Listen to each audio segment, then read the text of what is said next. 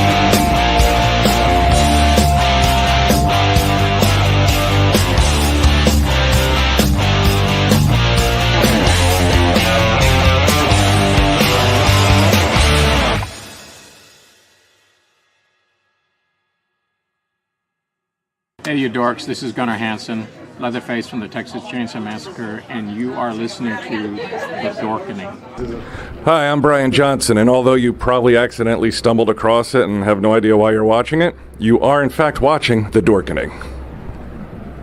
Hello, this is Tom Kenny, voice actor, the voice of the Ice King on Adventure Time, and SpongeBob SquarePants. Meow. Oh, Gary the Snail, too.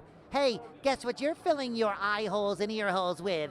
The Dorkening! Oh, I love the Dorkening. Very popular in Ooh. And Bikini Bottom. Hi, I'm Lou Ferrigno. You're watching The Dorkening. And you know what? You don't like me when I get angry, so don't get me angry. You better keep watching The Dorkening. Hey guys, this is Felissa Rose, and you're watching The Dorkening. Hey guys, it's Courtney Palm. We're shooting Death House, and you're watching The Dorkening. This is Anthony Michael Hall, and you're watching The Dorkening. Stay tuned, my friends are going to show you what entertainment's all about, baby. The Dorkening.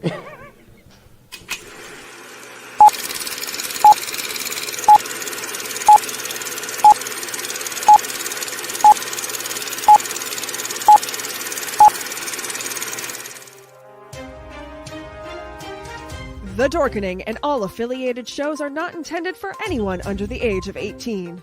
The following may contain discussions or scenes that have adult situations, graphic violence, nudity, strong sexual content, and graphic language. This show is intended for mature audiences only. Viewer discretion is advised.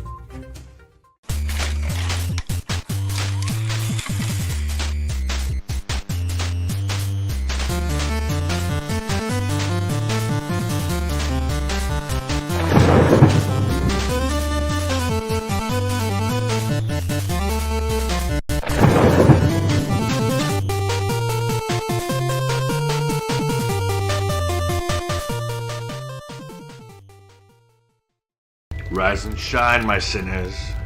When Father Evil starts his day, he gets a little deadly. Deadly Grounds coffee has the richest, smoothest flavor you'll find anywhere. It's sinfully delicious. Once you go deadly, you never go back. Order yours at getdeadly.com. Coffee's so good, it's scary.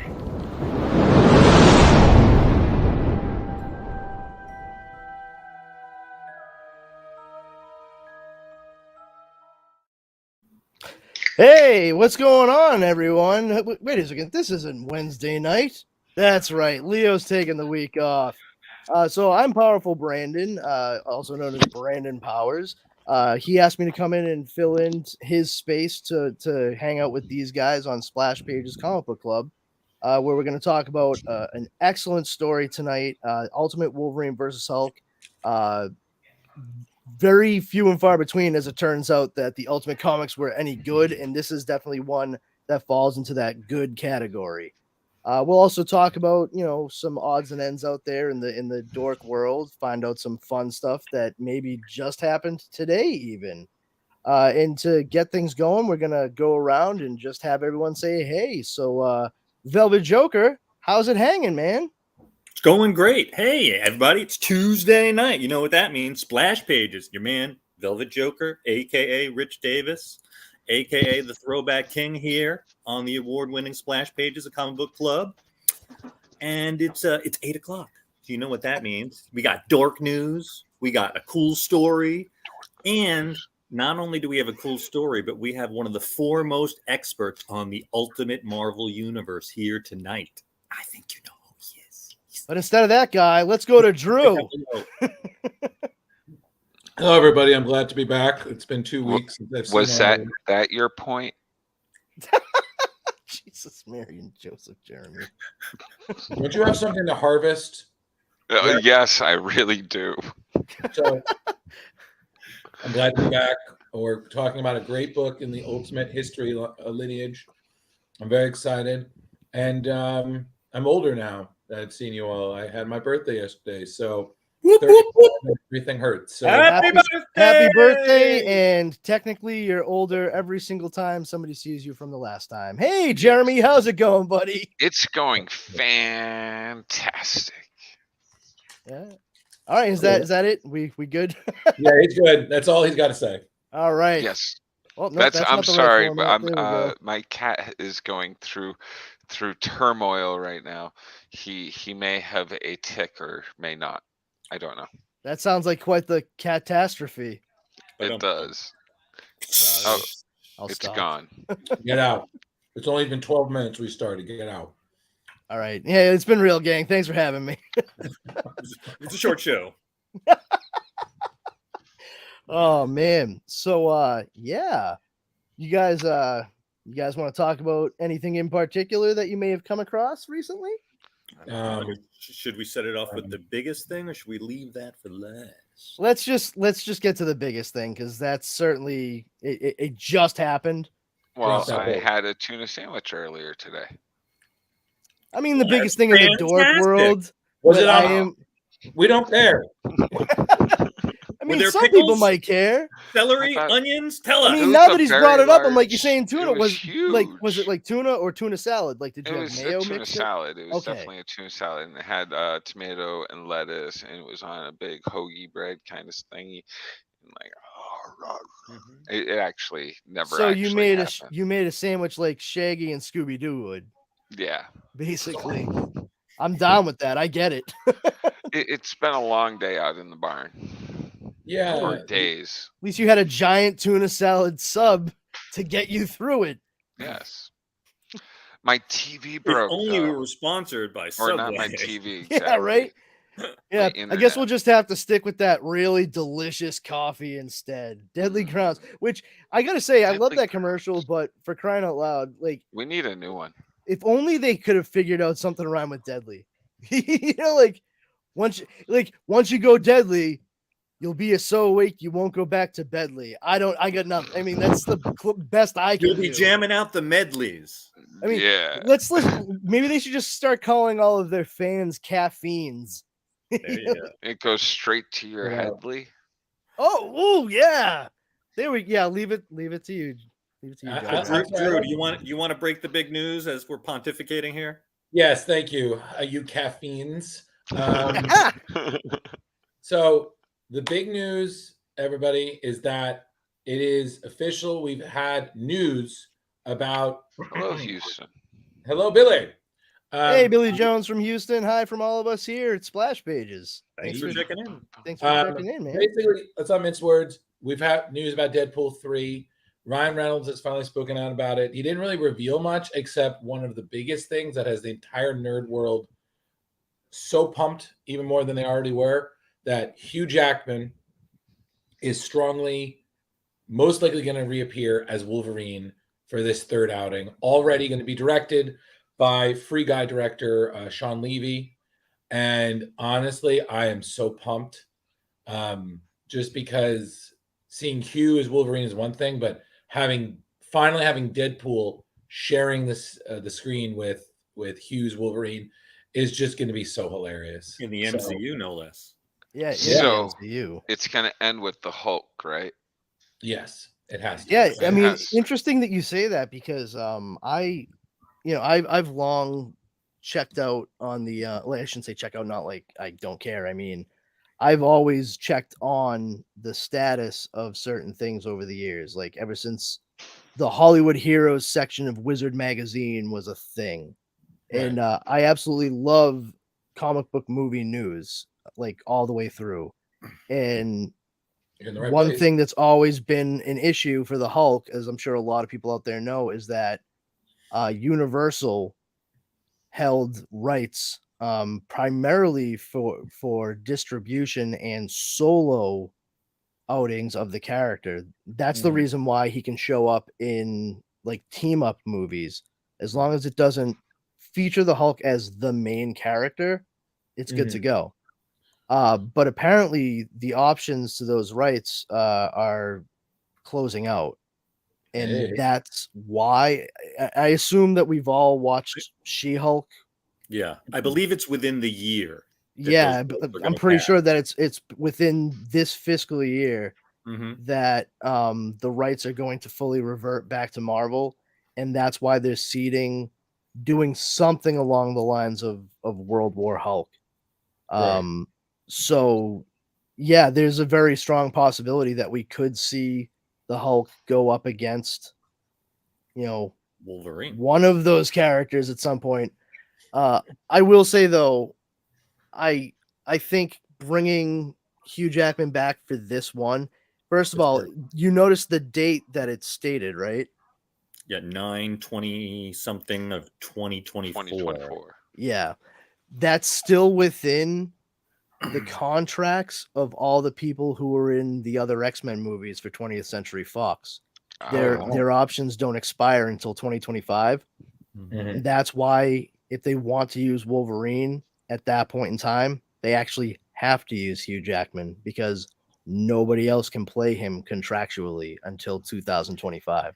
Wow. The immediate question that comes to my head, Brandon, is what version of Wolverine would Hugh Jackman play? Because we already know Deadpool is messing around with the timeline. Here's the thing. I think the answer to your question is yes. I like that. Wonderful. Well, indeed. They can Possibilities are possible. Well, that's I mean, you hit the nail on the head. That's exactly the thought I had as well. Was, oh, wait a minute. With what they like just touched upon with jumping around in time in the second movie, Deadpool 2, the second one, they could very easily play with that and or the multiverse, especially via breaking the fourth wall the way Deadpool does. And we can see like a few different iterations of Hugh Jackman as Wolverine. Wouldn't be surprised if you get an animated version of Wolverine popping up. Yes, if that's the case. That was one of my favorite things of the last Exile series. They had a cartoon. I do think though that they might subvert it just because it's Ryan Reynolds, and everyone would be, if there's any sort of clamoring whatsoever about animated Wolverine from that standpoint, people are going to say, "Oh my God, it's going to be like X-Men, 92 or what? 7." Thank you. I always do that. Gotcha. I think they would actually make new animation due to the fact that they are now with Disney, and they might likely go with X-Baby's Wolvie version of Wolverine. I would not doubt that for a second. Like, first thought I had. So this is the one cameo I'd like to say, and if Ryan Reynolds, you do this, I'll be so happy. If Stephen Bloom is in the movie as himself, and he just randomly runs into Hugh Jackman's Wolverine, I'd be like Wolverine and Wolverine on the screen at the same time. I would die. I would, especially if he said something where he gets to use his Wolverine voice. Like if basically if one calls each other bub, I'm done. You know, messing with the wrong guy, bub. Yeah. I'm clearly Canadian. You can't tell. Exactly. Not morph. No. Yeah. Sucker in gutter trash. You know. Listen to me, Slim. So it's a lot of fun speculation just about that announcement alone. It is. And they clearly know what they're doing, and I trust it. And it was definitely in line of everything. And honestly, it's something to look forward to. That I'm very much, like Brandon said, I'm looking forward to very much. So I just like, oh my god, it's exciting. I mean, even if you're not the world's biggest Deadpool and or Wolverine fan, just the idea of these two characters that have been brought over due to the merger, the purchase of 20th Century Fox by Disney/Marvel. Right. I mean, that's a big deal. And to see two very popular characters come up in what's clearly going to be an event movie. Mm-hmm. I mean, that's geekgasm right there.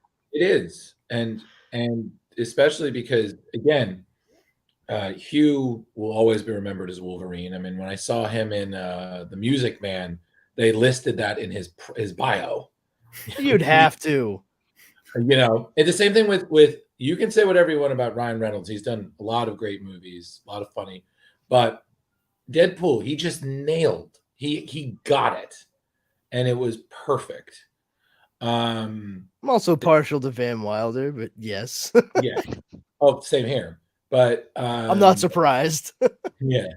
Well, there is the theory that Van Wilder is Deadpool. I knew it. I mean, but I would be very interested. I'll check that out on YouTube later. Yeah, you can totally run down that rabbit hole. Listen, that's my life, bro. I'm sorry. Yeah, go ahead. That's fine. Write that down.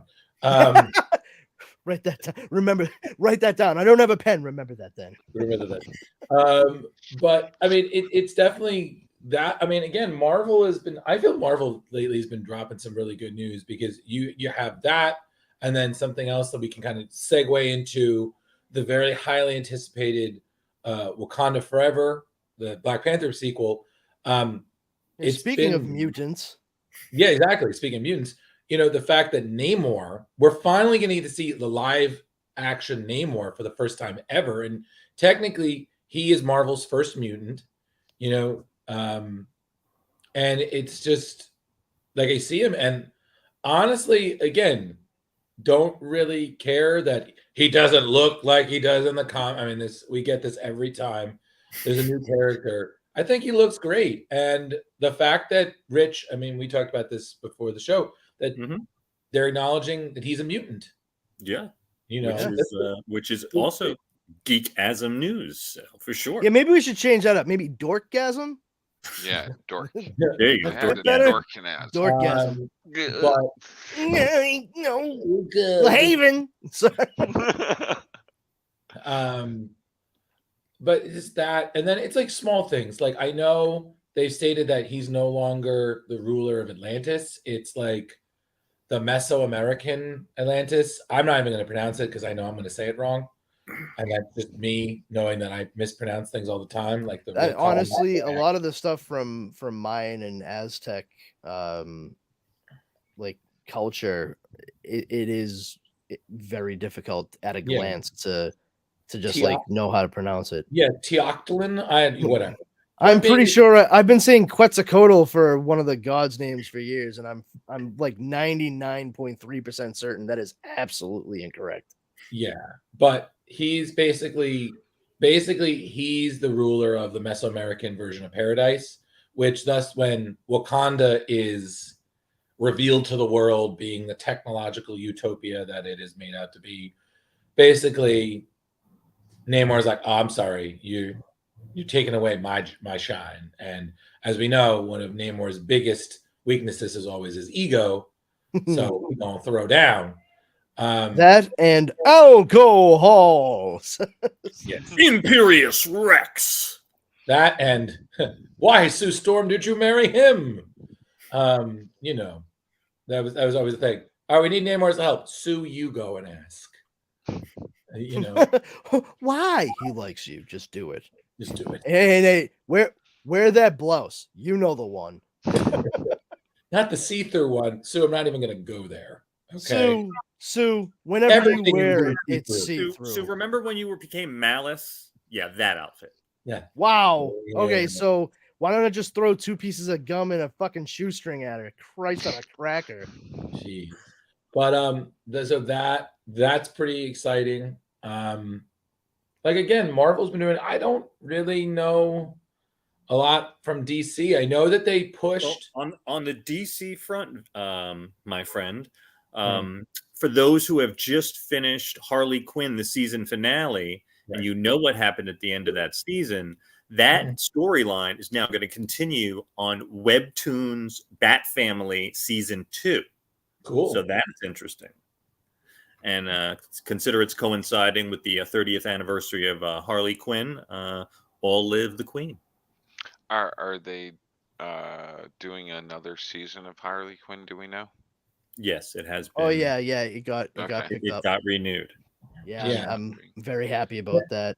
No, Jeremy, I understand the hesitancy because it appears that any DC project that they had in the works or nothing is safe. I'm wondering about New Gods. I'm like, is it still a go? Anybody? Like the one that Ava DuVernay was going to be doing? I don't believe so. I don't know, Jeremy. That got yeah, that got axed. I saw something on Brendan Fraser possibly being the Sentry in the MCU. Real quick, his name is Brendan Fraser. And the only reason I say that is because I remember on Comedy Central years ago when he was on the Daily Show with Craig Kilborn. That's really dating myself there. Yeah, they used a snippet of him saying like, hey, you're watching Comedy Central while he was doing the interview. Right. And he actually says in it like, hi, you're watching Comedy Central, and my name is Brendan Fraser, not Fraser. Fraser, I will kill you. And that was it. I was like, Fraser, if I ever meet him, okay, Brendan Fraser. Got it. Because just like your words, I've been saying that wrong all my life, and I love his words. Fraser. Yeah, it's only because I heard him say it, like he drove the point home. I'm like, okay, clearly it bugs him when people say Fraser. I can imagine. Yeah, After like the billionth time, been like, dude. Listen, he didn't slam into all those trees for us to say his name wrong. So, well, I mean, we tried telling him in song to watch out for the trees. Nope. He never listened. No, it's a cartoon. But him as the Sentry. I mean, that could be interesting because the heroes forgetting about him. I love the original miniseries that Paul Jenkins did with Jay Lee. We actually just covered it where it's going to be an upcoming episode of Comics Paradox. Nice. Because technically, if you think it is sort of an alternate reality, that's what we do, you know. As much as I absolutely love that story, and I do really like Brendan Fraser as well. I just don't know that he could meet the physical demands of that role. It's very big. And that I remember reading an interview about 1.5 years ago where he talks about like all the back issues, the back problems he's had over the years, especially from doing a lot of the stunts and what have you, and just general working out, beating his body up for years when he was at like the height of his popularity. Yeah. So I think if you're going to have somebody in that role, it's going to be a role that will eventually be folded into the MCU if it were made. And that might be a little bit too much for Brendan Fraser to take on, you know, considering his health issues and his age at this point. And to tack onto that, I'm sorry. I think we need to kind of put a cap on these god tier superheroes in the MCU. There's so many. I don't want the Sentry in the MCU. I'll be perfectly blunt about that. I actually think he works better as a comic book character altogether. Yeah, and on top of it, to be quite honest, like if they're gonna do the Sentry, that we need to see the Sentry that we saw all through like Bendis's Avengers run and whatnot, just losing his shit like he did in Siege and just god tier problem. Like we need to see him literally turning into the Void, ripping apart Ares. We definitely have Dark Avengers coming, so it's not like it's not a possibility.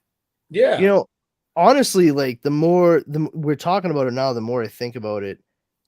If they were to include the Sentry into the Marvel Cinematic Universe, it would probably honestly be far more beneficial to do a Disney Plus series to delve into the character and how the rest of the MCU, the rest of the Marvel Universe was made to forget about him because of great. Yeah, that's totally awesome. Right. Do like 6 episodes, like an hour a piece.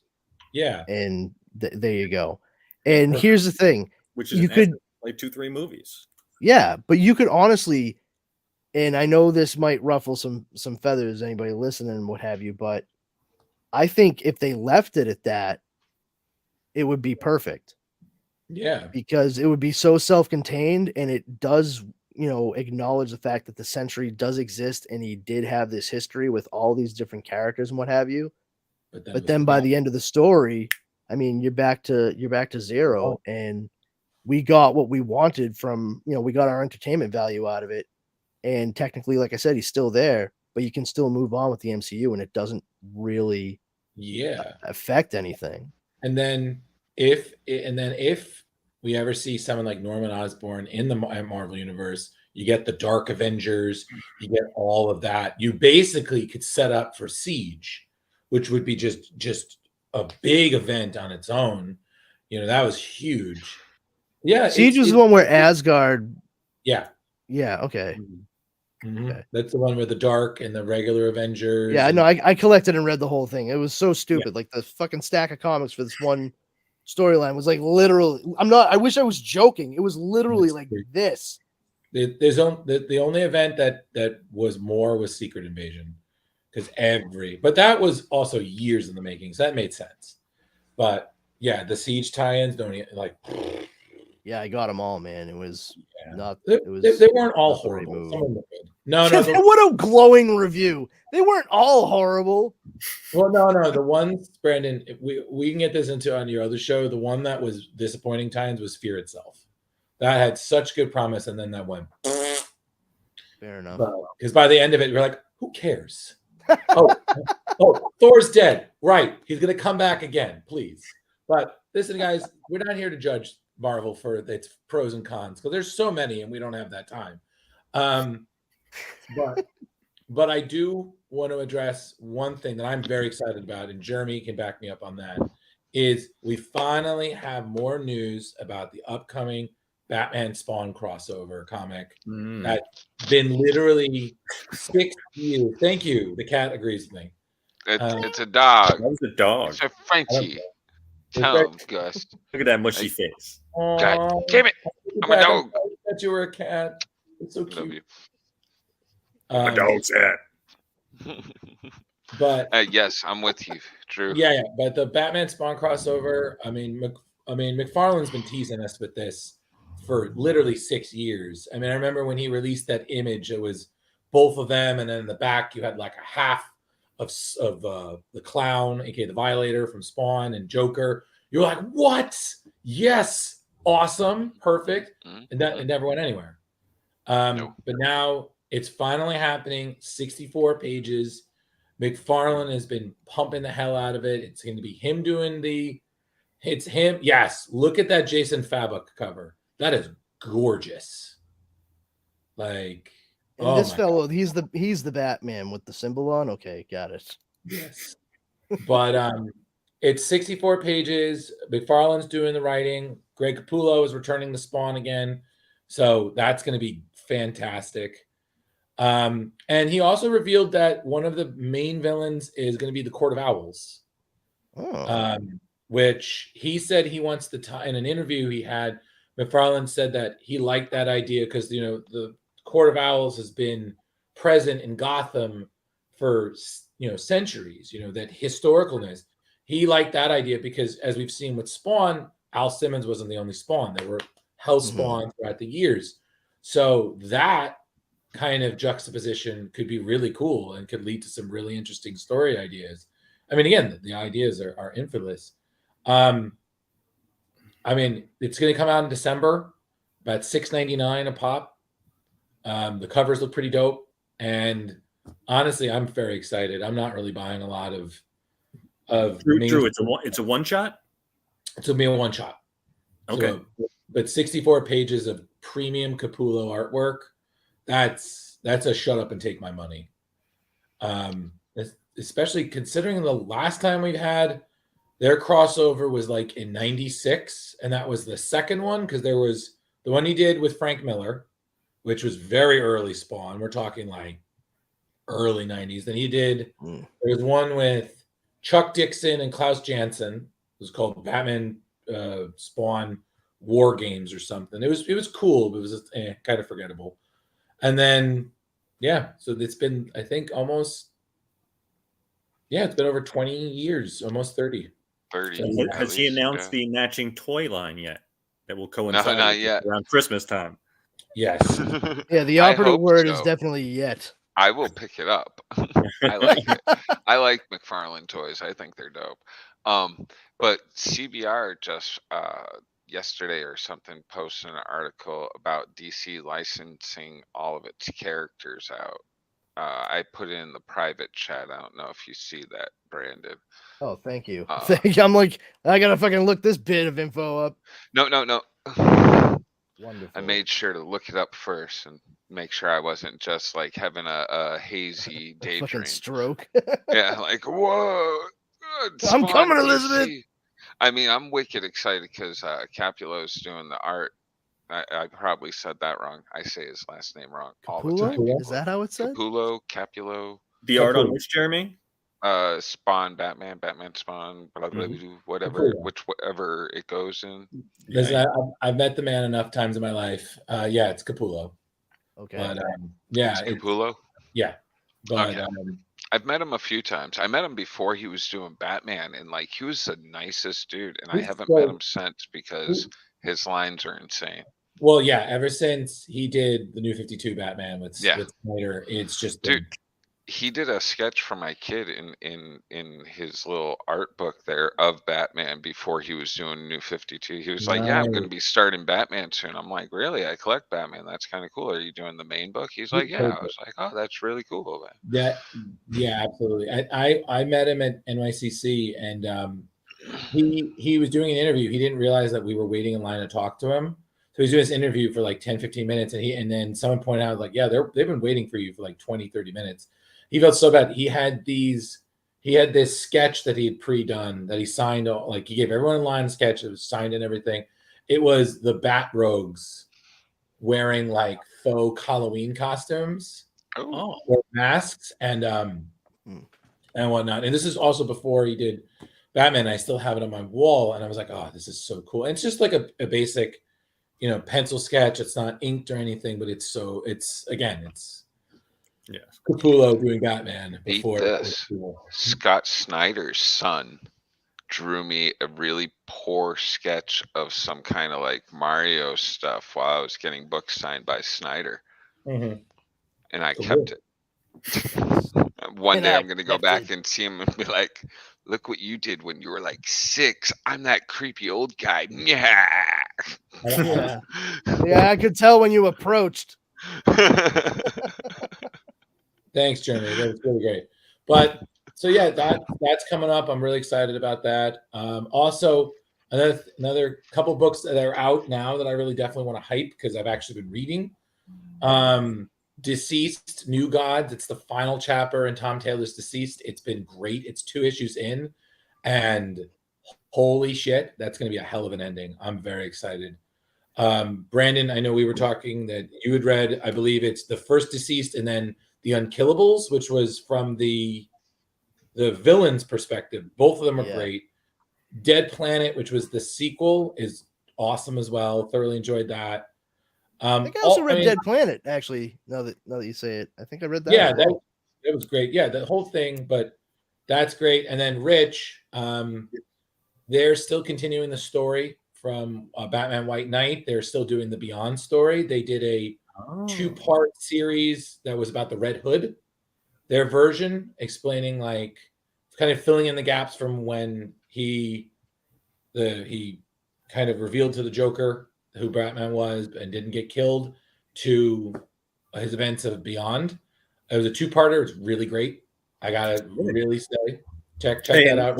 Just quick, Leo checked in. Hugh Jackman's back. Just wanted to share. Heading back to the cave. Thanks, Leo. You should have watched the show because we went over that like 20 minutes ago. Yeah, why don't you hop back into your fucking DeLorean, travel back 36 minutes. You can join the conversation, Mr. Pond. Well, that's why I'm wearing this hat. It's like, okay, everybody, all right, we're going to put on the time circuits. Oh, man, this is back heavy. to 1996. There's that word again. Is something wrong with the Earth's gravitational pull in the future? Well, especially because back when Leo was doing the videos, he had his pre-recorded, so he put, all right, I'm going to set the time circuits on, and we're going to go back and channel my inner Sophia. It was 2005, and I'm just like, I thought that was funny when he did that. Yeah, it was great. I missed that. That's why I was like, in tribute to. I don't know why he doesn't still do that. Because he does everything else. Because he needs a rest. Because if we could clone him, more. But I think he should just come to my house and help me out in the barn. He would get so much peace and relaxation. Yeah, and if you have any snakes in the barn, I'll take care of them too. So no snakes at all. Yeah, you just have to supply him with bushes. You just have to supply him with income. That is the only problem, Jeremy. He could probably sell some of the stuff. I'll give him some stuff. Right. And then we'll get Rasta Leo. Yo. So speaking of Jeremy, I need to talk to you after the show because my supply is running low. Oh yeah. And cracker guys. And also, Jeremy, I think I might have made you some business here because some people. I don't sell yes, because we love gummy bears. Gummy bears are delicious. I'm partial to Haribo. Deadly Grounds coffee. Deadly Grounds coffee. Once you go deadly, you. Jeremy, we'll talk after the show. But you never go deadly. But back to what we were talking about because we're getting lost in the tangents. That is part of Splash Pages. Oh, Tangent Comics from DC was a fun story. But segue. Wrong segue. God damn it. But those are two, I guess, books that I definitely want to hype right now. They're pretty great. Saga is still going. Everybody, please. Oh my god. Please read Saga. What's Saga? If there's one comic book you are just ever going to read, let it be Saga. For real. Is that DC, Marvel, Independent? What's Image. Brian K. Vaughan.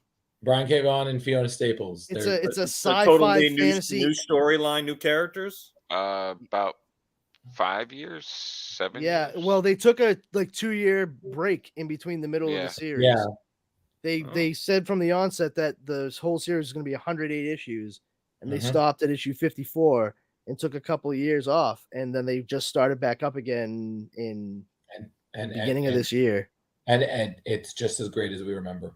Yeah, it's a sci-fi fantasy epic, a saga, and holy shit! I bought it because I like Brian K. Vaughan. I've read several books by him, and he's yet to disappoint me. And I did pick it up a little cautiously. I was like, all right, Mr. Vaughan, I'll give this a shot because it's you, pal. And then I finished the first issue, and I was like, hey, Dara, we have a new book series to read. Isn't that fun? So there you go. My wife reads it too. She loves it. And fun fact, Brian K. Vaughan did some work in the Ultimate Universe. That's true. It's part of what we're going to discuss tonight. And I was we for once actually had this story picked at the end of last episode. And Oh, so nice. I breezed through this storyline. It was a great storyline. Mhm.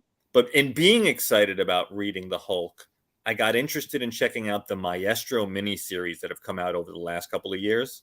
That's the Peter And- David's movie, right? Yeah, Peter David, who crafts a great story and sort of origin and back story to the whole Maestro Future Imperfect series. And at the end of that third series, It's not Maestro.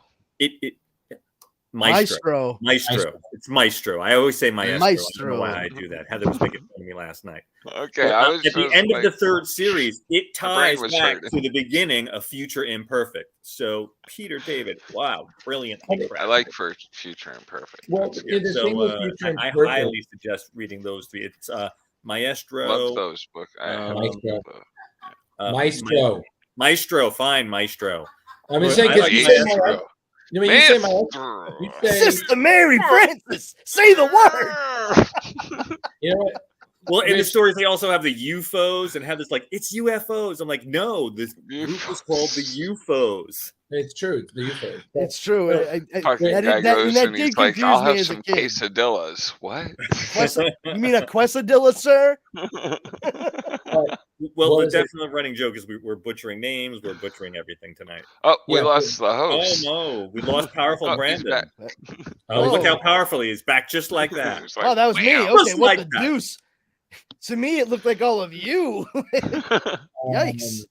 But no, I agree with you, Rich. Future Imperfect was a great storyline. I mean, 2 issues, and him and George Perez just nailed it. And anytime you've seen Maestro, and the best part is we've seen different versions of him throughout Marvel. Like there was one version that showed up in Spider-Man 2099. There was another one that showed up in the Old Man Logan storyline. He's a great Hulk villain. Just and because Peter David wrote him He is. so dark in this, so dark, Drew. Well, yeah, because the thing that I love is that Marvel trusts Peter David enough to literally kind of fill in the blanks of this, which is probably one of the darkest versions of the Hulk we've ever seen. And I'm sorry, Peter David is still one of the best writers Marvel's ever had. I very rarely have ever been disappointed in something of his I've read. Like it's always funny and engaging, and just he never, everybody feels real. He never really shies from the darkness. He embraces his characters. Personally, Rich, if you really enjoyed that, I recommend giving his X Factor a shot. That's always been one of my favorite X books, and you know, I think his he's Captain Marvel was absolutely amazing. It was, and again, even his run on Aquaman. You know, say what you want about Aquaman, he did some great stuff with, you know, good old hook hand era Aquaman. Was that New 52? No, that was the 90s. Yeah, that one was pretty good. But Let's his make everybody Supergirl- extreme. Don't forget, and his The Supergirl was extreme also universe. pretty good too. So, I got a fun story about Peter David and Aquaman after the show. oh boy, oh boy, Oh we're gonna lose. boy. Someone's gonna lose a hand. I can tell. But back to the Ultimate Universe. I mean, when you guys suggested this, I was like, yes. Yeah. Now, Drew, there's a story behind this because this took years. Yes, and I can answer all of that. So essentially, the story written by Damien Lindelof, who we know is, I guess, one of the main writers of Lost, did the story, and it started off in 2005. It was supposed to be a bi-monthly series, you know, same 6 issues, but there was a lot of delays, and it appears that most of the delays was due to Lionel Francis Yu, the artist, primarily because he was doing the main series of Secret Invasion at that time. And as we know, because if you've ever read Secret Invasion, it's not only a big book, but it's a lot of work. And Lionel really, I mean, the story, you can say what you will about the storyline. Lionel's artwork has been solid the entire time. It's just the splash pages, the big one panels. Lionel just does a great job. Look So at that imagery that we're looking at right there on the screen. His It's art in this beautiful. is when he was phenomenal. when he was finally done Blown away. with it, they re-released the stuff, I think, like 2008, like late 2008. They re-released the first 2 issues that came out in 06 because you got to catch everybody up. And basically everything was done, I want to say like mid 2009. So this did take a couple of years. And it's also interesting because I feel like it's about where this story takes place in the Ultimate universe, because it takes place during the events of Ultimates 2, which is interesting because, again, if you're an Ultimate fan like me, you know where that comes from. Oh, nice background there, Brandon. Knowing's half the battle. Oh, you saw that? Sorry. Oh, yes. Well, it's fine. I was like, wow, what a good background there. Yeah, but again, Brandon said something that's very true. The Ultimate Universe, as much as I love it, it was very inconsistent. There were a lot of good stories, but there were also ones that were just okay to being sometimes bad, because the point of the Ultimate Universe was it was a modern reimagining of characters without the years of continuity.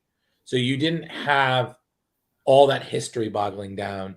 You could start fresh, and since it was a parallel universe, you could take the characters in new directions, and that was thanks to Brian Michael Bendis and Mark Bagley with the Ultimate Spider-Man. That was thanks to Mark Millar and Brian Hitch of the Ultimates, and then Millar, who also relaunched the X-Men, which I know Brandon was a big fan of, the Ultimate X-Men that he did with Adam Kubert in the beginning, and then had a bunch of other artists, Kare Andrews, David Finch, a lot of greats.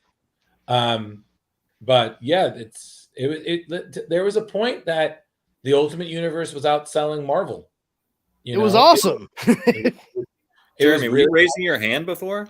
I was just saying that this is like one of the few stories of the Ultimates I've read, and now I kind of want to read more of the Ultimate Jeremy, Universe. I will hook you up. Yeah, Ultimates 1 and 2 are great stories. Jeremy, I will make you a list. I want to like slam some books down because this Oh, was fun. yeah, hold on. You've never even read like the Ultimates before, Jeremy? No. Oh my god. No, I was What? big DC. I'm not like a huge Marvel get it. aficionado. I dip my toes, I go where good stories are. I sniff those out, Jeremy, I'm telling you, look up the first story arc for Ultimate Spider-Man, Ultimates, and Ultimate X-Men. I swear you won't be disappointed. Like, especially Ultimate Don't Spider-Man. go any farther than that. That's where you stop. Now, You see the word ultimatum, you stop reading. Ultimate X-Men, is that when they made Peter, they really pushed him being an artist? And a painter? Brandon, God, not really. No, right? Maybe I'm thinking of a different storyline. Maybe. Yeah, I think so. Because that's the one where first thing, Wolverine is taller. He's like Hugh Jackman height. Yeah, I mean that was done because of the movie's popularity. Yeah, exactly. Well, because Mark Millar, the writer for that, his only exposure to the X-Men was a few stories he had read back in the day and the X-Men movies. Mm-hmm. So all the X-Men are a little different. They're younger. The relationships are totally different. Their costumes are kind of more, essentially, if you remember X-Men Evolution, it's kind of, that's what inspired. Yeah, that's more muted, and they have like a functionality to them. Yeah, sort of the same idea of them wearing like black leather in the first X-Men movie. Yeah. But it's all great. I mean, honestly, the Ultimate Universe, I always recommend it to people who want to get into Marvel, because the stories they were a wonderful collaboration of writer and artist. The stories just shone, and it was super refreshing, like you said before, Drew, that they didn't have the back history, so you were going into them like, okay, this is Wolverine, but this isn't. You're learning about him now because he's different. Oh yeah, and people have made the arguments that the Ultimate Wolverine is in some way darker than his mainstream counterpart, and there were definitely some moments where he was very. Brandon, you back me up. He was very villainous. That Logan did not give a fuck. Yeah, I mean, Well, just shorthanded. I He was couldn't a dick. I couldn't understand his motive here, where he was just like, I'm still gonna kill him. Oh yeah, And like, well, just the beginning of this, how they're setting this up.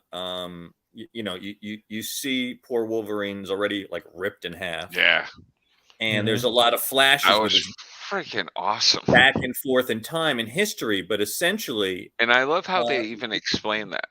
they don't tell you in this, but somehow Hulk has killed 800 people in New York, and obviously you need to read other storylines to know where and why that happened. They definitely heavily reference that, and it's really nice that Damon Lindelof clearly did his homework, and because you have references to the previous storylines, like nothing there is there out of chance. Like you have like the Freddie Prinze Jr. later, that's a reference to the first book. The whole stuff between the Ultimates, yeah. That is so good. That But art. I mean, as much as I do love the storyline, I mean, the real gem, in my opinion, is the artwork. Lennel, every page is stunning, beautiful. You know, like just flat out gorgeous the way that he draws. And Wolverine discovers that his legs have been thrown 4 Yeah, miles up a away mountain. up the mountain, and he basically has to crawl his ass up because it would take way too long to grow new legs. Versus I actually chuckled when I read that, like on this page when he just goes 4 miles. Fucker threw my legs 4 miles. Yeah, that's right. He cusses a lot in this. 4 miles. Like he says it to himself numerous times as he's clawing his way up the mountain. He's just like, well, they ain't gonna grow themselves back, Logan. And then Fury.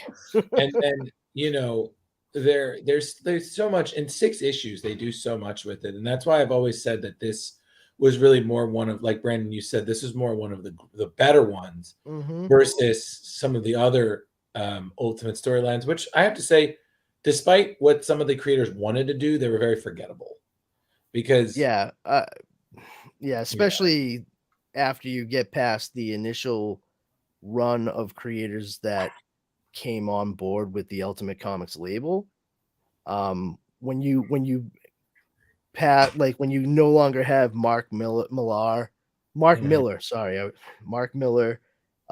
or Brian Michael Bendis doing what have you, and you start bringing in your like Jeff Loebs, that's when you start to see problems arise in that whole line. We're not gonna.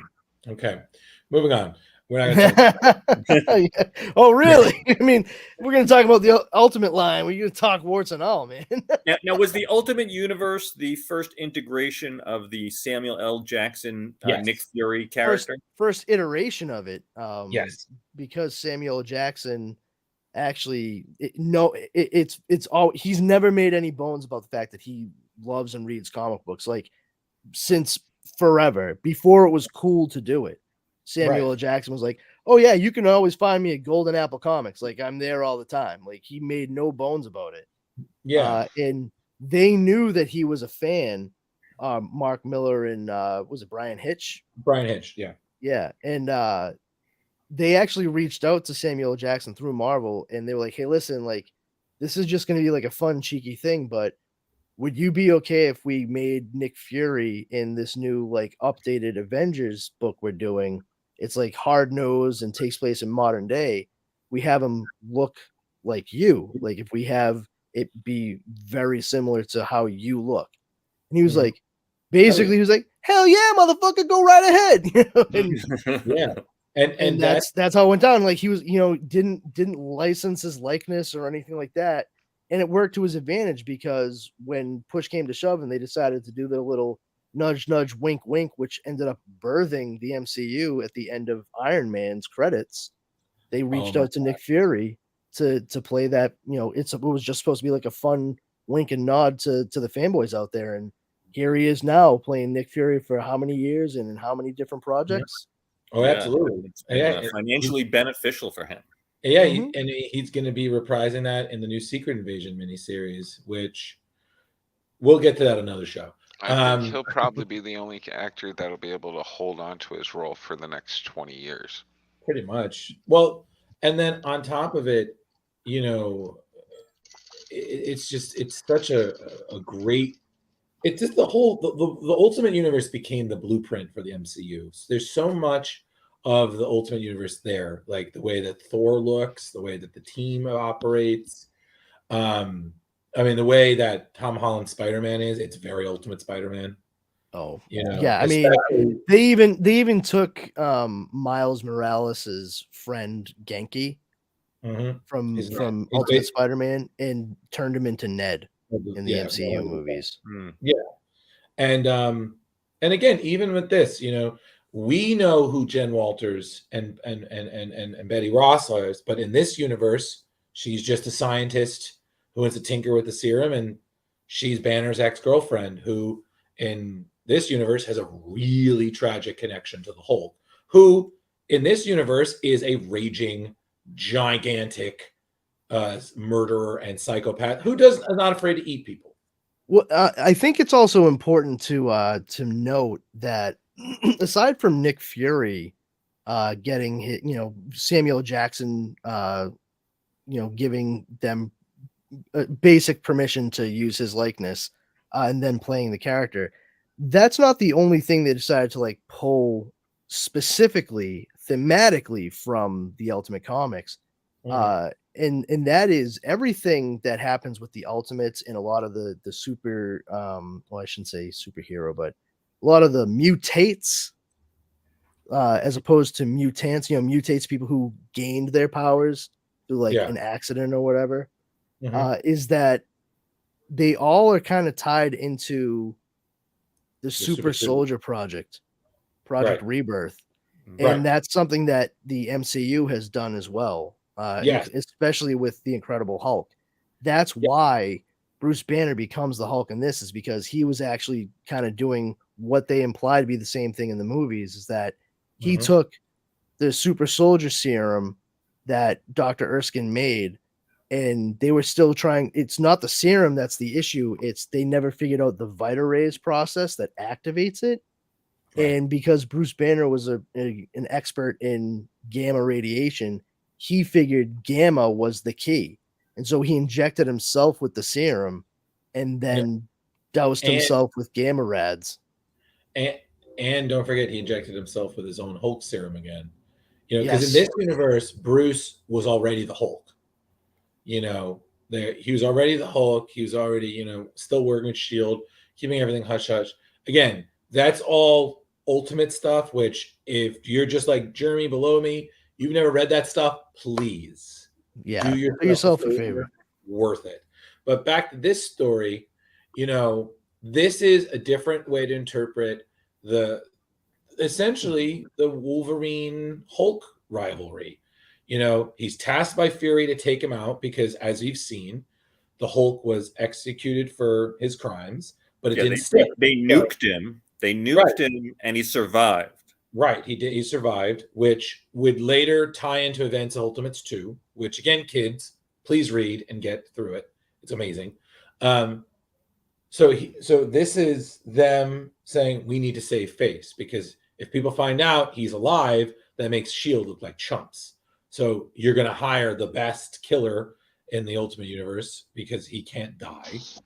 You're going to hire, you know, Wolverine, the X-Men's little private assassin. The best there is at what he does, and what he does isn't very nice. Yeah, and again, like the interactions, but like for me, I just love the disdain that Betty has for Logan. Oh yeah. Despite all her history, she still loves Bruce. And I think that's the sick tragedy. That's the cruel irony in this universe, is Betty and Bruce are lovers in tragedy, but not in a way that we're used to in the Marvel universe, the mainstream one. They're both linked because they are literally a toxic superhuman relationship. Oh yeah. You know, and it's just amazing how this spins. And of course, comparedly to the regular Marvel universe in the comics, you know, she's just trying to be there supportive of Bruce the whole time, right? And he is the victim. But in this, they are both the negative No, they're both the victim and the enabler. That's it's called codependency. That's there you go. That's how that works. Pretty much. Yeah, it is interesting to see how Betty is trying to fight for the safety of Bruce, even though they're talking about killing the Hulk.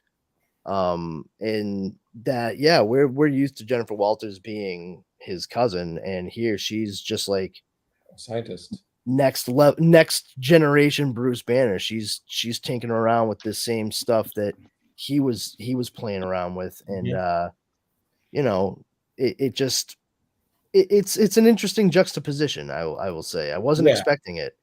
And again, the scene with him and it's again, the book takes the time, which I do appreciate. Like, you see what happened after Bruce survived the botched execution. You saw, you see him trying to kind of essentially do the Bill Bixby, run away from his problems. But in every country, he can't help himself. He just gets mad. I will admit, one of my more favorites is one where he basically gets back at all the people making fun of him for eating tofurkey. They actually, I believe do that joke every day. The alias that he uses at that point in time too is Bixby. Yeah. Right. Yeah. Yeah. So nice fun little reference to the Incredible Hulk television show that used to be on. Yep. And then even if you move a little forward, you got that. I mean, look, there's that fanboy service right there. Oh, but look at that. Just Hulk. Just surrounded. He's taken over the not the mausoleum. I'm sorry, the temple. The monks. What a guy! He's got very Maestro-esque, to be perfectly honest. Yeah, and then first thing I thought of. I was kind of confused by the overtly sexualized nature of some of this book. Oh, buddy, wait until you read the Ultimates. Oh boy. Okay.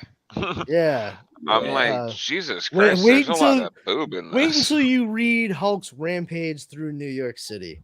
Oh boy. Yeah. Yeah. Thank you for reminding me. There's an article I needed to pitch. You're in for a real treat if this is really throwing off your equilibrium. Especially when you see what the Wasp does to get Hulk's attention. And Brandon knows. But moving on, then the second book, you have it's basically explaining how he got there, which I thought was really nice. For me, I like the philosophy. He's talking to essentially who is the Dalai Lama, and the whole chicken and the egg, and it's a really interesting way to look at Bruce's relationship with the Hulk. Did you come first or did the Hulk come first? Which has always been a thing that a lot of the great Hulk storylines have debated. The whole there was a Hulk before he was ever doused in gamma rays. Yeah, but look, this art, go back one, Brandon. I'm sorry, or I'm sorry, forward one rather. Okay, hold on. Yeah, right here. The art on these 2 pages. I know, it's so phenomenal. From the musculature in the Hulk's neck and the rage, and you can feel it coming off of him. And then worms going through his neck. Bottled rage with Bruce on the right, but contained in his Bruce self. It's, oh my God, it's magnificent.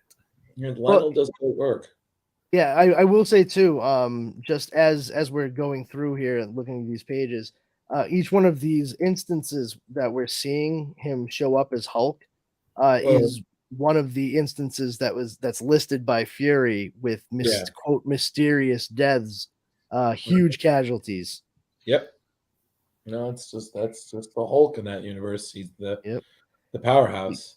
France, Ireland, of course. Ireland is where they're like, "What you eating there, Bixby?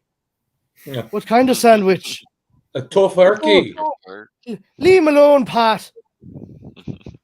What? I just know what kind of sandwich our friend is eating. Yeah, pal. What you eating there, Bixby? Tell us. Be a big boy and tell us." Oh, he was certainly a big boy, all right. Yeah. Big bites. One of the things they showed Wolverine as proof chomp. of Hulk's continuing existence was a jar full of his excrement. that they were able to collect. And in that excrement was somebody's finger. And here in this instance, we find out, oh, that finger belonged to Pat, who was giving him shit, no pun intended, for eating a tofurkey sandwich. Yep. And then we're again, we're moving forward. We see him in Tibet. Poor donkey. I know. Yeah. And then again, I don't want to summarize this because I do want our readers to read the book for themselves. No, I just felt like everything was really moved up because it could have been so easy to just make this a big action thing where just Wolverine is slicing up Hulk and he's knocking him through mountains and whatnot. I thought the story really moved well, and it had that good pauses and such. I appreciated that there was some of that, because a lot of these you get like Thanos versus Hulk or whatever versus whoever, and it never happens. Like the fight never happens. You sit there and you're just like, Just it's talking just a heads. story of and you're just like, God damn it, this dude, they go at it and it's I good. mean, from page 1, for crying Yeah. out loud. Like you start off and he's torn in half. It was great, glorious. And then the story of I forget, is it issue 3 where Wolverine goes back and tells how he got to there? Like that is just great. Yeah. Yeah. Well, and that's one of the things I appreciate about this too, is the fact that in the first issue, it's Wolverine who is our narrator. Yeah. The entire time. And then we switch to Bruce for the second issue. And he's breaking up, he's kind of doing a Deadpool. He's kind of like, no, a little too far back. Yeah. Go back. Hold on. You know what? You figure it out, okay? And the time jumps work great, because sometimes that stuff can be confusing, but boy, they a delicate dance he weaved, but man, it works. Yeah. On many levels. Yeah, I mean, come on. When have you ever seen the Hulk offer Logan a Cocoa? Yeah, right. That was great. You want a Cocoa, Logan? Have we gotten to the point where he's back at the mountain, at the top of the mountain, meeting Logan there to get his legs? We're getting there. We're about to be there. Okay, we're not quite there yet. Yeah. So we're moving through, Jumping ahead. I'm excited. It's a great story. It's right. It's right here. It's next. Yeah. That's why I was saying it's just we're right there. You want me to eat your right or your left? But this is what you guys were just talking about. Like, where the fuck do I start? Not here. Back up. No, keep going. Too far. Already done this part. Stop. Here's good. See that movie Sophie's Choice? Yeah, me neither. Like, it's fucking great. Like, what? You want me to eat your left leg or your right leg? What? And then I realized he was serious. Yeah. Like, the fuck?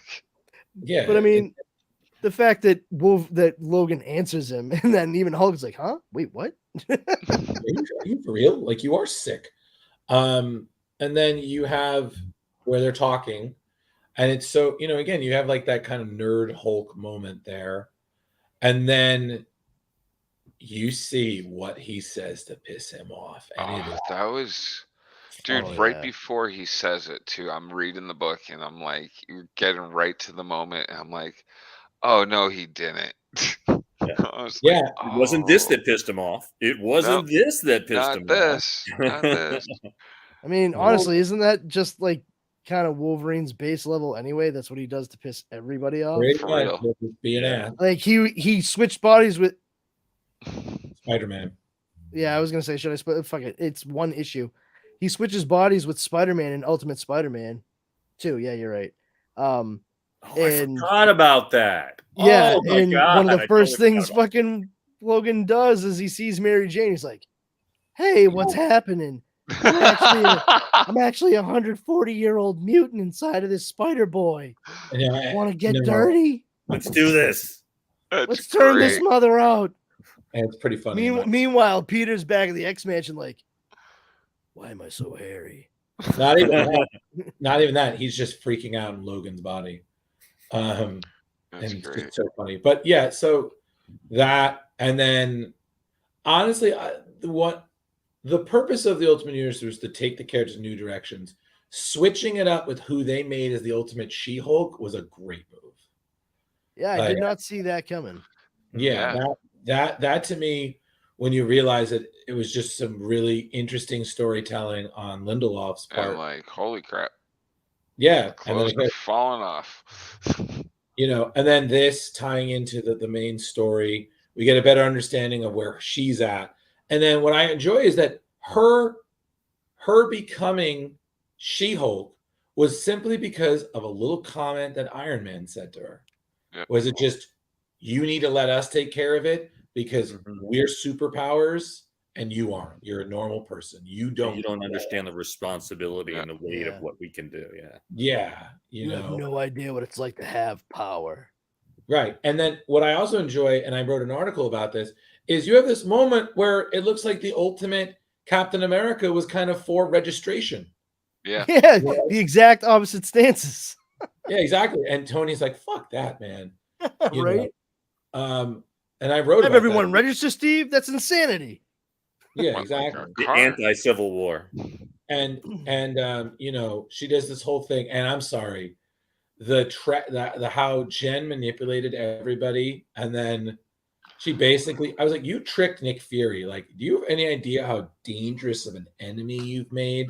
Dude, Like, that you was duped Fury. fucking hilarious. I had to go back and make sure I was reading the right comic. I'm like, what is going on here?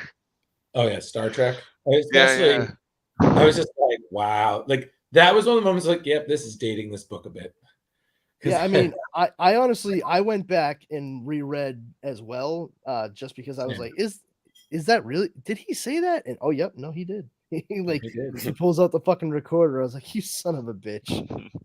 Yep, it was really great. And then again, like the fact that Betty was calling out Fury is like, where I come from is that you come from Connecticut, man. Yeah. Damn. Betty got jokes. Yeah, like Connecticut's fucking idyllic. I Yeah. don't know, guys. I've driven through New London. Don't you fucking try to piss on my leg and tell me it's raining, all right? It was like a Dave Chappelle sketch. I'm like, gun store, liquor store, gun store. Where the fuck am I right now? Yeah. But it was, yeah. And then again, like, God, when she turns, that's just, oh God, that was beautiful. Especially just the whole thing where, again, she tells him, it's like, you tell Tony Stark, I get it now. Yeah. Was that as good for you as it was for me? And I'm just She goes like through a orgasm metamorphosis. Oh It's yeah. like insane. And then the fact that Hulk recognizes her and his first yeah. instinct is, you broke my heart, now I want to break you. I'm like, oh boy. Yeah. No, Hulk, break Betty. Even Wolverine was like, I'm getting the fuck out of here. Whoa, break Betty. Bam, a limp. Nope. Not All right. You And guys this was gotta fun tell me, too. Do they I'm go sorry. back and talk about the panda? Like, Okay, do I let's get talk about it. more about the panda somewhere? No, this is the only time we see the panda, but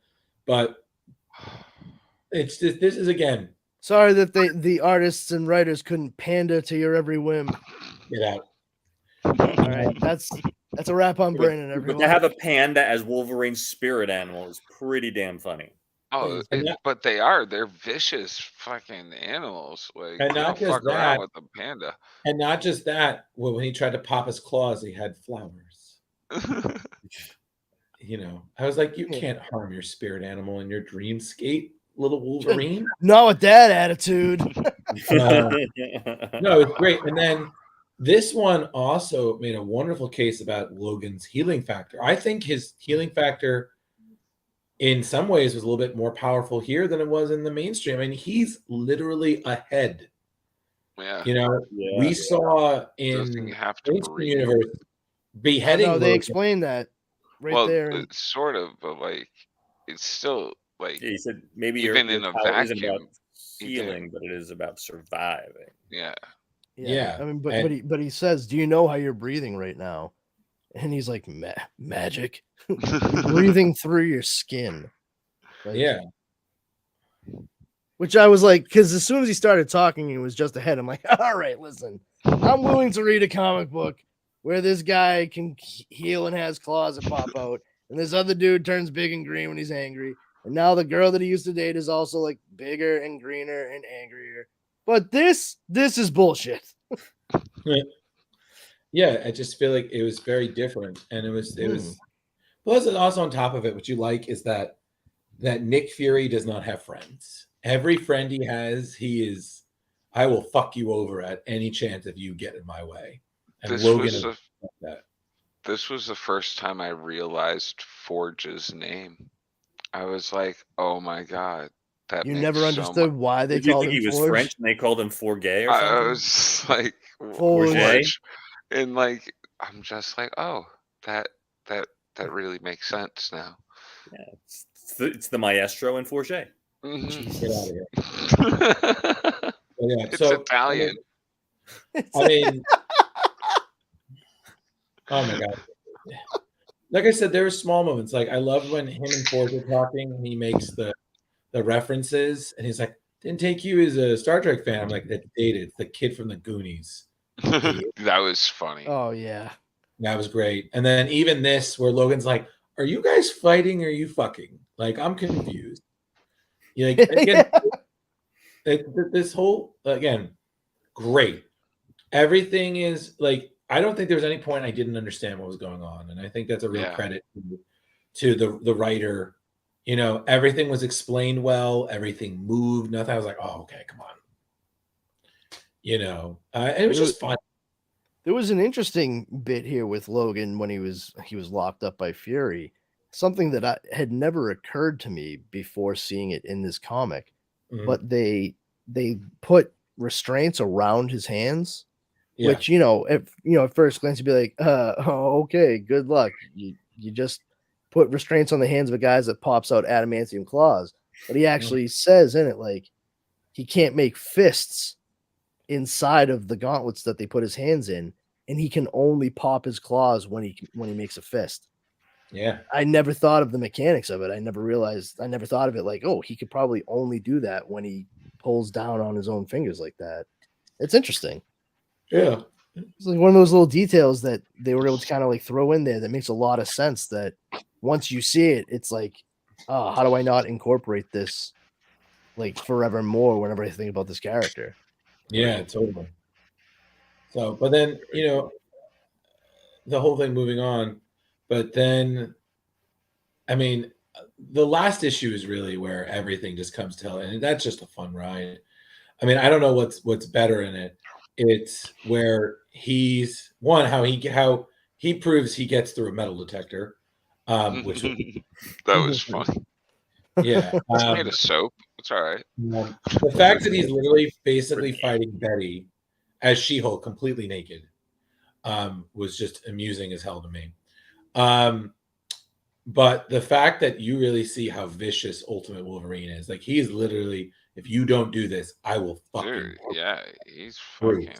And she took out one of his eyes, and he literally like, if you don't transform and put that collar on, I will kill you. And I will pop this third claw, and that will be that. And I love how they even explain him growing back his eye takes a little bit longer because it's more complicated fucking tissues. Yeah. That in itself is a reference to Wolverine, his patch identity. Mm-hmm. Yeah. I thought that the second I saw the eye patch, I'm like, oh, we're hitting some of the classics here. Nice.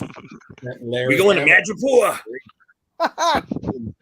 And even this here, with the Bruce collared on the plane and whatnot, it was just great. Talk about a dangerous place to be confronting him. Yeah. Absolutely. But I mean, maybe one of the safest as well. Yeah, because there's only so much the Hulk could do in the air. But then again, I mean, I don't think that Wolverine necessarily cares about the collateral damage. That's true. Neither of them seem to really. Well, Bruce does now, it seems. Yeah, but it is interesting that they managed to close the airplane door again after he got out. I don't think that's a thing, but I'll allow it. Universe.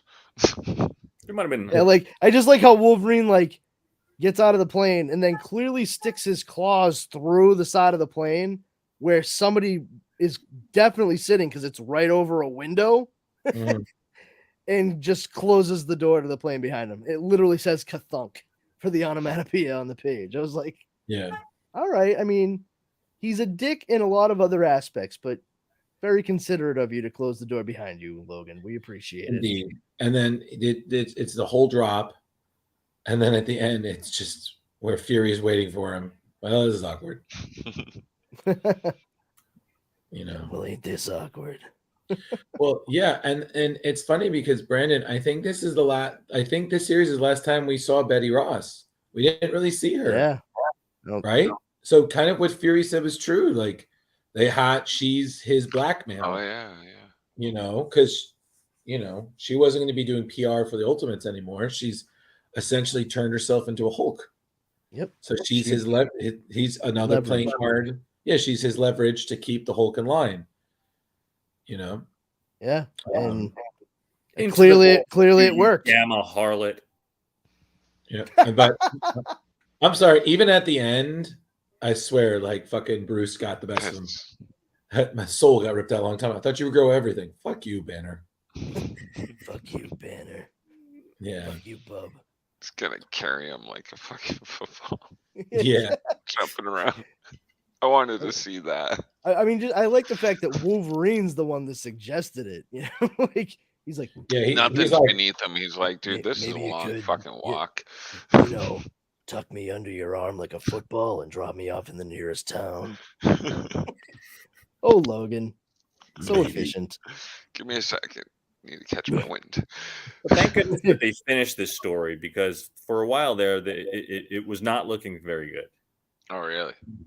And because they made a lot of jokes in other Ultimate comics about like the gap between when the issues were mid-completed and they made a lot of jokes. I think like Ultimate X-Men 97, Wolverine is talking to Colossus and he's like, man, you should have seen what I did to the Hulk after I healed up. That was epic. And Ultimates 3, God, references the unfinishedness, because I think the Wolverine faces like another version of the Hulk, and he was like, I wish you were the Hulk. Me and him got unfinished business.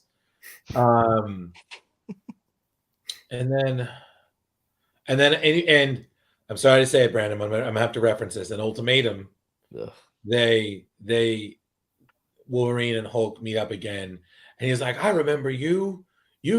Hulk tore you in half, and Wolverine's like, I really hope we weren't going to revisit that again. You know, before Jean Grey kind of reminds him, hi, bigger fish than you two. Can we focus here? Yeah, Rich. Yeah, hello. Jeff Loeb is in the middle of trying to destroy all of the goodwill with every single comic book reader that this line has created. Can we get to it, please? Yeah, Rich, do you remember back in the day when I was talking about if we had where we all reviewed One More Day, but we were drunk doing it? Yeah. Yeah, which I still really want to do at some point, because I think that would be the best, most R-rated Splash Pages ever. Just 4 issues, and by the end of it, we're dead. Can you guys let me know when you do that? Because I would like to. Yeah, totally. You see, Brandon. See, if we were to do that, that would be like a bi-monthly thing, and one of the books we would do would be probably we'd review Ultimatum. It would be like a drinking contest. My God, like, can you imagine? I'm like, wow, the only thing that came good out of Ultimatum is this. Yeah, for real. As I checked my liver and it's still intact. But no, like Rich, it's bad, man. It's not good. It's not good. It's the opposite of good. Rich, it literally, what I'm talking about is Ultimate's book is literally considered one of the worst Marvel comics that has ever been published. I remember Ultimatum, but I don't know that I don't know that I read that series. Yeah, I mean, if you want to, fine. I mean, the one saving grace in it is it's probably one of Finch's best artwork. Like it's beautiful. However, story-wise, garbage. It tried to level the playing field so other characters could grow and whatnot. It just did. It failed. It really did, and it was too much at once for what It was they also wanted to do. it was also a lot of randomness and a lot of things that really didn't fit with the vibe. Like the Ultimate Universe was very dark. Yeah, it was a kitchen sink story arc. Yeah. You It know, was just just flush it all down. Jeff Yeah. Loeb threw everything into that, and instead of resolving any sort of threads and opening the doorway for new stuff, it just soured everything that it touched. And the Ultimate Universe, Rich and Jeremy, it never really came back from that. Right. Like it would still went on, and it's Bendis still wrote Ultimate Spider-Man. Mark Millar came back for at that time, which was the Avengers. So it was the Ultimate Avengers. It was his Black Ops team was the Avengers. Mark Millar came back for that. All of those were great. Even Ultimates 2, Ultimate X-Men, Ultimate Spider-Man. Is that it? Is that all the good stuff? No. Ultimate Fantastic Four. Yeah, I would say up till Mike Carey's run, to be quite honest. Yeah, not the whole thing. Yeah, Rich, I'll make you a list because I shit you not, I pretty much own all of it. Except I remember the Ultimate Spider-Man. Well, run. I mean, really the good. thing is with Ultimate Fantastic Four, I don't know, I would recommend reading the whole thing only because of the fact that the maker. Oh yeah, that's fair. Yeah. That's fair, Brandon. But Jeremy, the same thing. Like honestly, I can make a list for both of you guys if you do want to have like kind of start going into the Ultimate Universe, because you gotta. Well, that was definitely a good introduction. Yeah, you gotta pace yourself. I was like, wow, this is really kind of good. And if the artwork keeps up too, like that Oh, wait to see Brian Hitch's stuff in Ultimates, man. You're gonna Yo, lots. Yeah. But It's you know, good. also Brendan, it'd be another good thing for you guys to do for your do Spider-Man when Peter and Miles met. That's a great story. Oh, wait, hold on. Like Spider-Verse or no, Spider-Man. It was when yeah. Yeah. That, I mean, that's not a bad one. That's a great We're gonna be doing an Edge of Spider-Verse comic book coming up. Nice. Because I'm trying to do some horror themed stuff coming up for. Are you gonna do the Spider one? Halloween. Yeah, we're gonna do the. Yo, that one was creepy as fuck. That was good. Yeah, that's exactly. That's why I was like, oh, this is a great chance to do that. You should also do that first arc, the Web of Spider-Man, the Garth Ennis, John McCrea one, the Million. You remember the bully one? Yep, I know what you're talking about. Yeah, that's perfect Halloween. Yeah, we're trying to stick with alternate. No, I know, but I'm just saying that's a good. Yeah, no, it is a good. I know exactly what you're talking about. I would love to talk about the other, but it's canon. Damn it. But overall, in terms of Ultimate, because we're coming across the 1.5 mark, we should try to end on that, or at least 1:45. How many vibranium pop claws are we rating these? Hold on, I'm trying to think of this. I'm trying to think of the best thing we can say for this one, because some part of me wants to say how many gerbils this is, and I'm like, no, it's too on the nose. Or tuning forks, or angry X's. Angry green X's. How many angry green X's? I got a better one. How many cups of cocoa? There you go. Ooh, I'd love a cup of cocoa. How many 2 hot cups of cocoa? 2 hot cups. Yeah. Right. God damn it, Steve. Makes it too hot. Personally, for me, I'm going to give this, as a fan of the Ultimate Universe, rereading this, I remembered how much fun it is. I'm going to give it a solid 4.5. I mean, it's a great story. The artwork is stupid. It's literally one of Lennell's best. And I've loved him ever since I first saw his work on Superman Birthright that he did with Mark Waid. And that is gorgeous work. I'm you know what? I'd give it like a 4.3. It's not perfect, but it's pretty fun. And I thoroughly enjoyed it. So 4.3 for me. 4.3 cups of cocoa. Nice. What'd you think, Jeremy? I'm gonna do the thing, and I've never done this. Nobody else I think's ever done this. I'm giving it 5 because it was like the perfect introduction into a universe that I've never read before. I had a lot of fun with it. The art was amazing. I was completely like involved from the beginning to the end. Each part of the story was I was laughing, having fun. Like really, I took a break right before he got to the part where he said what he said to Bruce about Betty, and I was just like, oh my god, this is really good. And I got up, took a walk around, like made a coffee, and like sat back down with it, and was like finished through that one, got to the next one. Like it was an easy read. It was fun. Yeah, I've definitely a 5. Okay, cool. All right, Nice. Rich, what about you? For me, I mean, I suggested this story. I loved this story when it came out. It was heartbreaking that it took a couple of years, but to finally get back to it and reread the whole thing in one semblance was amazing. I feel strong about it, so I'm going to give it a 4.65. Cool. Not again, not 100% perfect, but I mean, it's a great, enjoyable read. The art is remarkable. And yeah, just another fun Hulk story. And who doesn't like Dark Banner? Dark Banner. What about you, Brendan? I would give it probably 4.25 cups of cocoa. Yeah. I'm familiar with the Ultimate Universe, and it's been a while since I revisited it, and it was really nice. I had never read this particular story before. Oh, nice. And so for me to jump in to check it out so I could actually talk about it, I pulled it up and I was like, oh my god, it's 5 issues. Did I give myself enough time to do this? Not that 5 issues is necessarily anything, but I had no idea what the pacing of this story was going to be.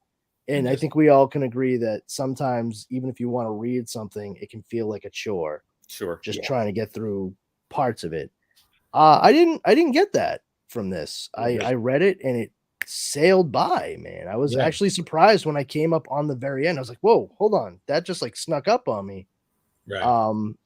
But I don't give it a full blown 5. Just because of the fact that they put forth some fun ideas in here. And I like the outside editorialization that because we never saw Betty Ross again, it was likely because of this. But I think something a little bit more concrete outside of this one miniseries might have been a little bit better, just like looking at big picture stuff, which ended up being a bit of an issue for Ultimate Comics, like we said altogether. But man, this was a lot of fun. I'm not ready to just hand out like 4s to 5s on any book I read, and for this to fall clearly into that category, I was so pleasantly surprised. I really was.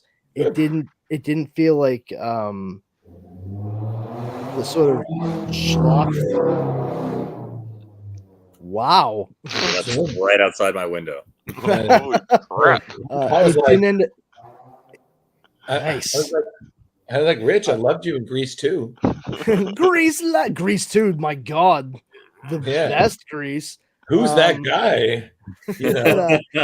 This comic do it for your country. Could have very easily been a schlock fest. It could have just been slug after slug, and just no real substance to it.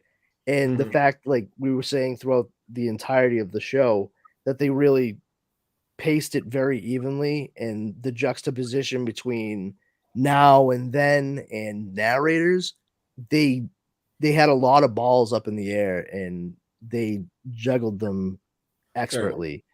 I probably would have given it a 5 if there had been just like a little bit more of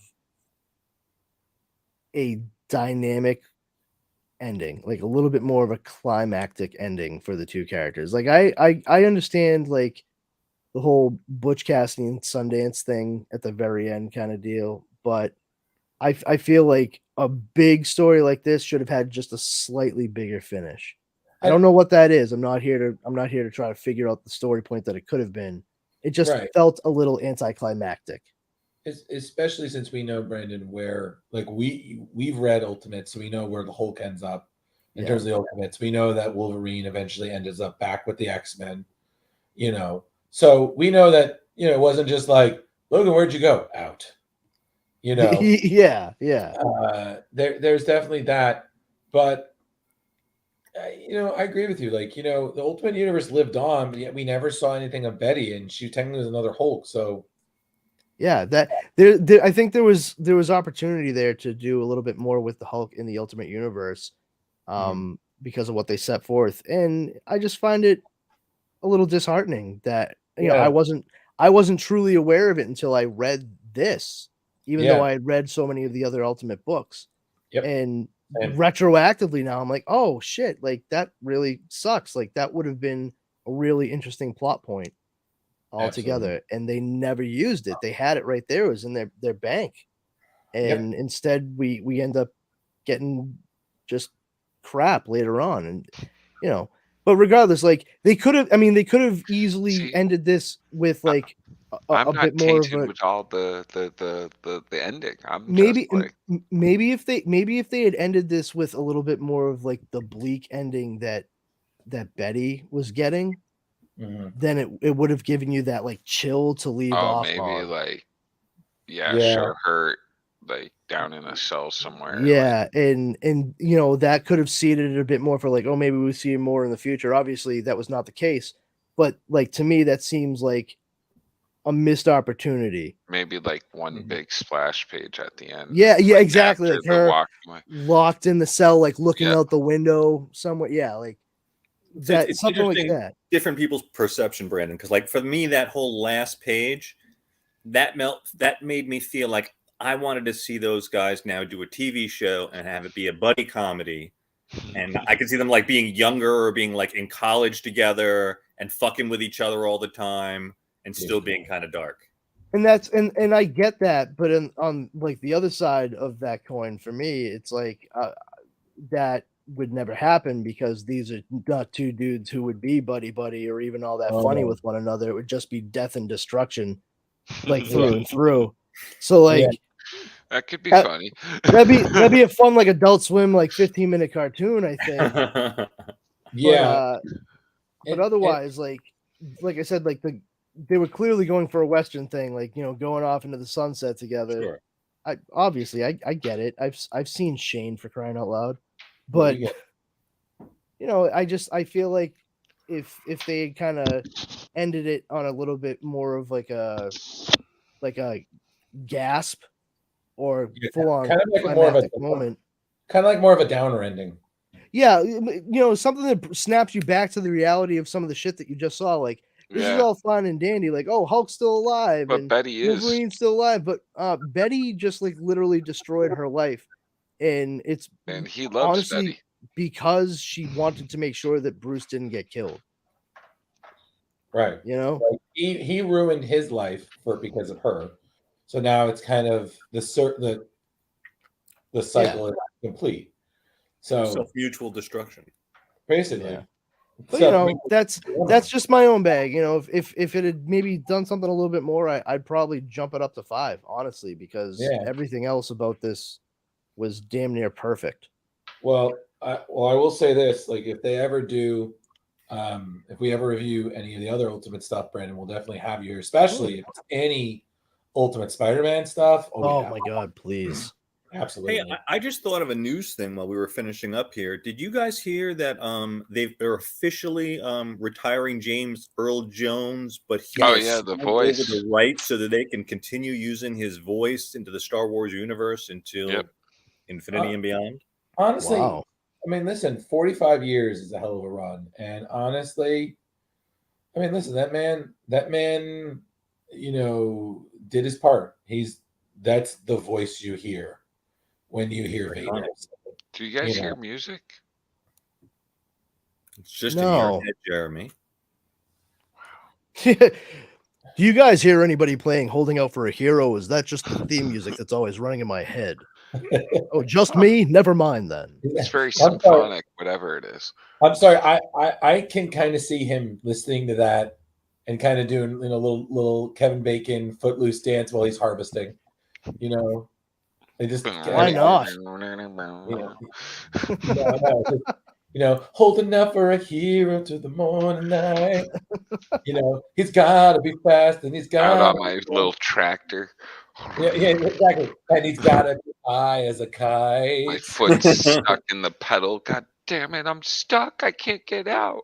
Oh my God. So, that was the one part of the many moments in Footloose. I was like, I'm sorry, calling bullshit. Who leaves their construction equipment with keys in it for teenagers to just engage in the worst game of chicken ever? My God. All right, well, I think we've reached we're at the wrap-up point. Yeah, we're on Footloose. A limit. We've gone to plaid now. We're no longer talking about comic books and the like. We've gone to Kevin Bacon-esque dancing while trimming plants. So let's start off telling everybody where we can find one another. Rich, hey, you can find me on the TikTok. Velvet Joker 1. Instagram, I am Velvet Joker 2021. And you can find me here every Tuesday on the award-winning Splash Pages at 8 p.m. or wherever you find your podcast that you like to listen to, watch, etc. Excellent. Echo. Jeremy, Jar Jeremy. Comic book lovers, buy, sell, trade, and auction on the Facebooks. If you want to buy, sell comics and stuff, you can do it there. And if you're looking to do an online poll, box of comics with an X at the end, that they'll get you all your stuff, your weekly poll and stuff. They're really good. All right, and Mr. Drew. Hi everyone. You can find me here on Tuesdays on social medias. I do stuff with the Dorkening, stuff with Screen Rant, on places, on things. And I don't know, kick off your Sunday shoes. Thank you. I hope they land on Kenny Loggins. Hey everyone, my name is Brandon Powers, aka Powerful Brandon. If you feel so inclined, come on over to the Facebook group Powers Combined. We're a group of dorks that just like to get together, share memes, info, good times, laughs to be had by all. Our number one rule there is don't be a jerk. If you violate that, you will be booted immediately. You can follow me on social media. On Twitter, I'm at Brandon's Powers, and on Instagram, it's This Brandon Has Powers. You can normally find me Wednesday nights at 9 p.m. on the Dorkening Wednesday Night Show. And I also do a couple of podcasts. One is The Dork Night with Leo Pond and Justin Cooper, in which we discuss and dissect all things Batman. And the other one is Comics Paradox, in which we discuss alternate reality tales and takes, like Elseworlds, What Ifs, as well as story arcs and storylines like Armageddon 2001 or Amalgam Comics. We do that every Sunday. It's released bi-weekly, so you'll get Dork Night one Sunday and then Comics Paradox the next. That's 8 a.m. and you can find 8 a.m. on Sundays, and you can find them wherever fine podcasts are broadcast. And aside from that, whoa, that's the wrong format. I keep doing that. Everybody, have a great night. Peace out. Thanks for coming by, guys. Bye, everyone. Watch your Hulks.